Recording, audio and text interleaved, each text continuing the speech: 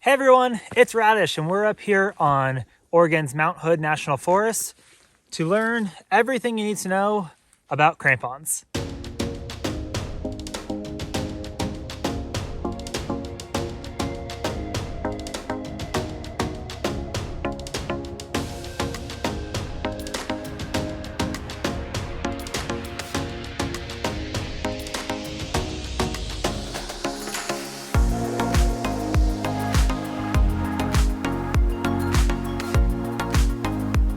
Now, with all winter activities, there's inherent risk involved, so make sure that this video is not your only resource.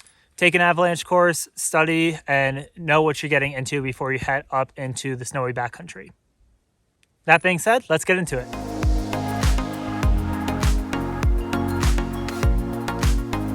So, in general, there's a couple different types of traction devices. This video is going to mainly focus on crampons, but let's just start talking about what all is out there. So there's three main traction devices that you can strap onto your feet. And again, this isn't including things like snowshoes, backcountry skis, stuff like that. This is just traction devices. So they are chains, they are spikes, and they are crampons. Chains is exactly what it sounds like. It's a series of chains that you kind of just stretch onto your foot using usually a rubber band, and it's a series of just metal links, sometimes with studs on it. A really common example of this is the brand Yaktrax. And all this does is essentially give you a little bit of grip and added traction, usually for super light dusting of snow or a thin layer of ice so that you can go running in your neighborhood if it had some like icy sheets over it. The next step up from that is going to be Microspikes, which is what I have here in my hand. The general category is really just spikes, but the most common brand example you'll see is Microspikes, which are these. Microspikes is a really similar setup. So it's a rubber strap that goes over your foot, and on the chains, instead of just bare chains or chains with tiny studs like a Yaktrax, these actually have small metal spikes throughout the device. And this just gives you a little bit better grip on ice with a steeper slope. Again, this isn't going to get you what you want in deeper snow or steeper terrain. So this is a good in-between between chains and crampons. But then we get to why we're here today, which is crampons. So crampons are going to be one of your best traction devices out there. And when you're looking to purchase crampons, there's a couple different factors that you'll want to keep in mind.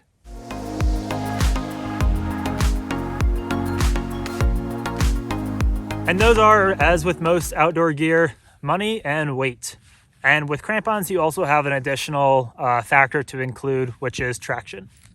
So as the price of the crampons go up, usually they get lighter weight, better traction, just better technology and materials.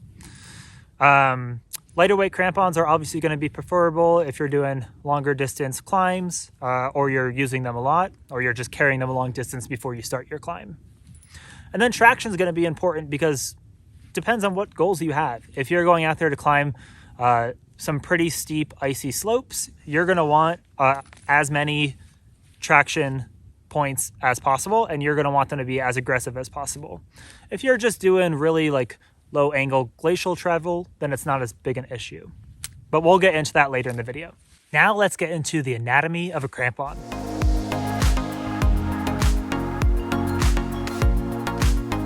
So the first point, and something we've been talking about throughout this video so far, is going to be your traction, your points. The two most common materials that you can see these made out of is aluminum or steel.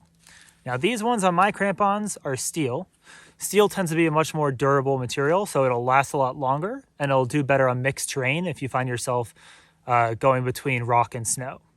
Aluminum, however, is a lot lighter weight. So again, depends on what your goals and intentions are, but aluminum will wear down faster. The next part on a crampon is going to be your base plate. So on most crampons, you have this kind of plastic or hard rubber base plate. And what this does, it has anti-balling technology. So essentially it stops snow from balling up on all of your tips and at the bottom of your shoe. So basically it keeps your crampon clean and free of snow and ice. You'll also see on your crampon that it has a backbone. This is basically the adjustment to fit the size of your shoe or boot. So there's a bunch of holes in it and a peg right here. So you fit it up with your boot and you put the peg in the correct hole, and then you can keep it at that size. You can still collapse it down when you put it in your bag for storage, and when you bring it back out, it should stop at that same hole you left it at.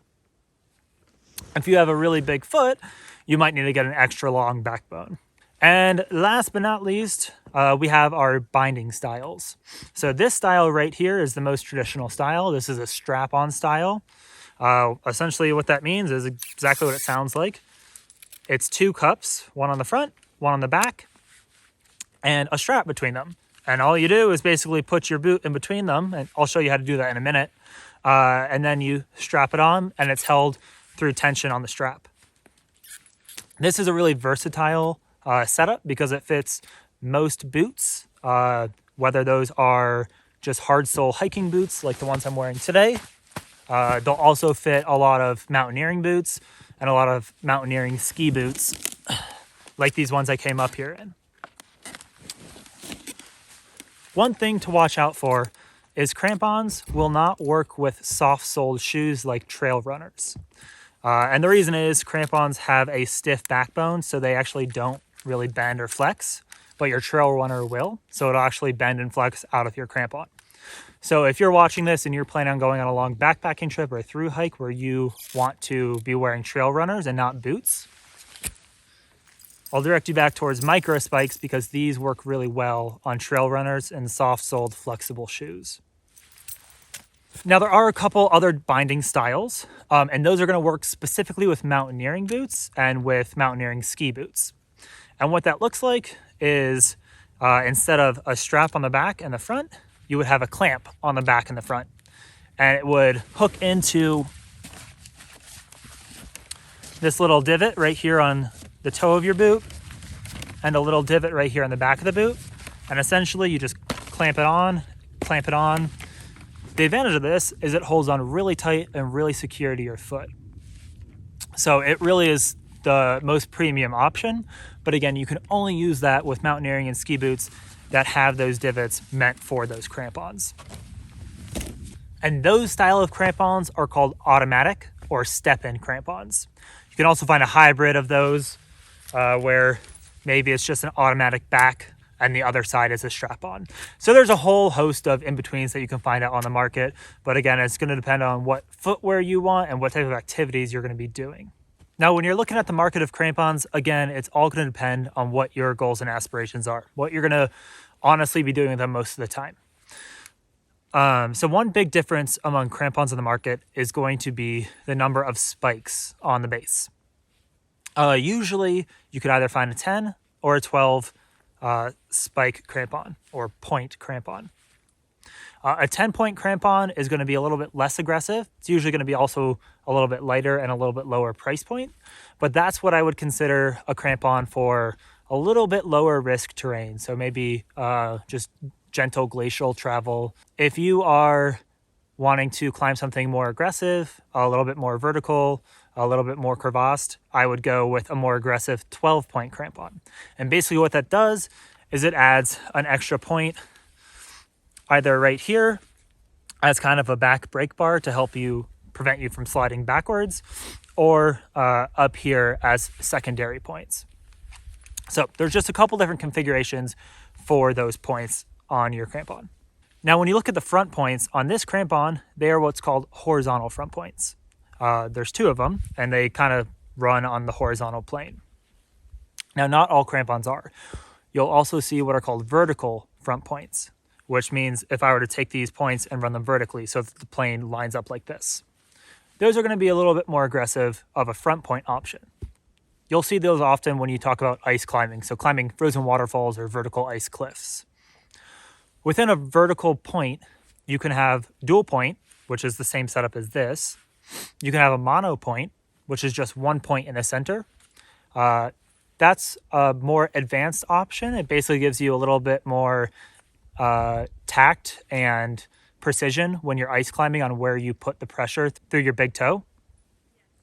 And the last option for a vertical front point is a modular front point, which means that you can actually replace that point and you can change the angle of it by flipping it up, flipping it down through a screw into the base plate.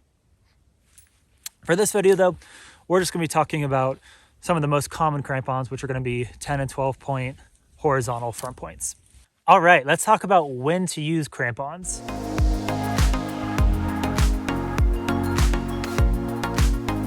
Basically, you want to use a traction device anytime there's snow on the ground and you don't feel stable on it.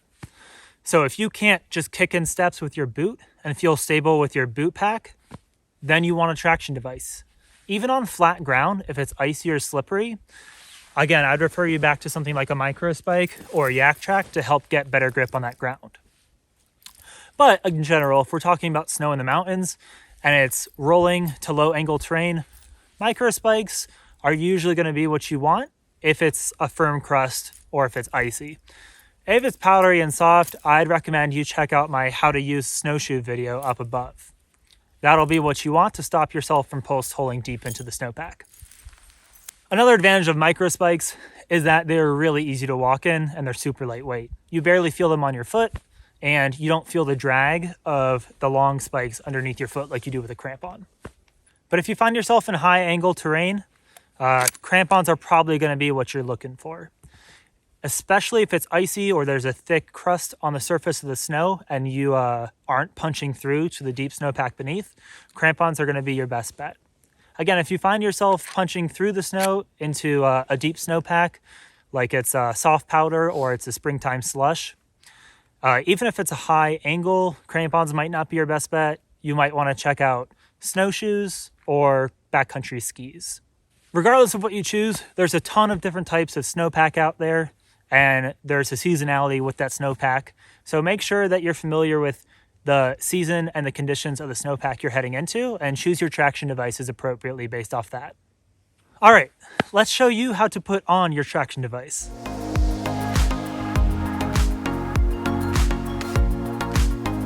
First up, let's take a real quick look at Microspikes. They're super simple and intuitive to learn. Usually there's not a left and a right on Microspikes. Usually they are small, medium, and large. Basically what you do is you find the front end, which is usually a colored bar. You take your boot or your trail runner, put your toe in, stretch the back to your heel, make sure that the chains are all lined up and that your strap is on. And that's all there is to it. Again, these are really easy to walk with. There's not much that you have to consider when walking with them other than to make sure to kick your steps. And what that looks like is basically as you're walking uphill, you're just going to kick in either the side of your boot or the toe of your boot and make a nice little ledge for your foot on the slope. And you'll use that to kick in your next step.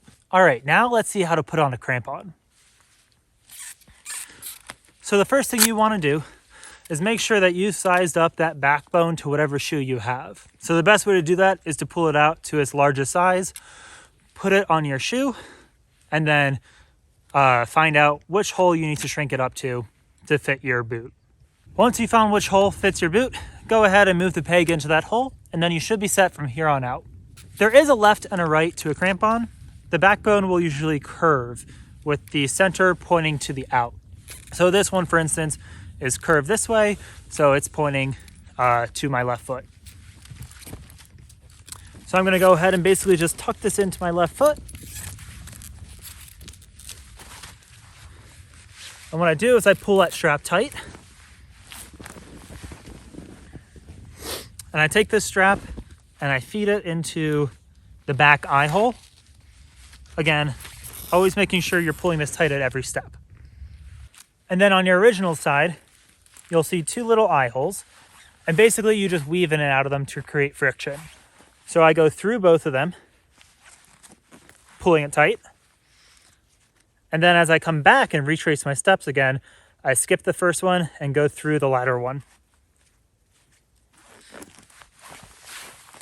And as I pull that tight, the tension on the rings holds the strap in place and it holds my crampon tight to my boot. If you have a loose bit, you can either tie it in a knot to keep it out of the way, or you can continue retracing back and tucking it under another strap. You don't really want it flapping around though, because it'll get in the way and you might step on it with your spikes and trip yourself up. All right, crampons on our feet. It's looking solid. Let's get the other one on and hit the slopes.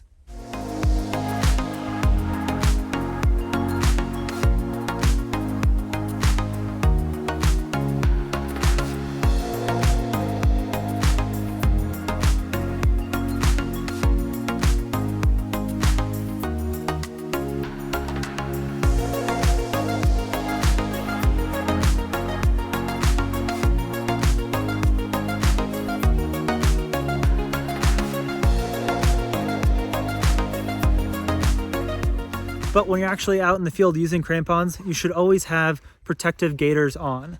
They make specific mountaineering gaiters that are made out of a thick material.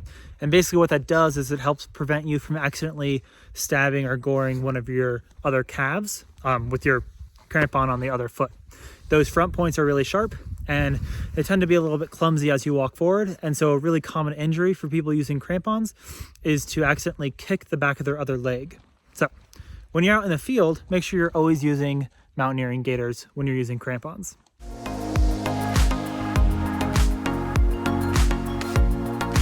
All right, folks, so there's your crash course in crampons and other traction devices.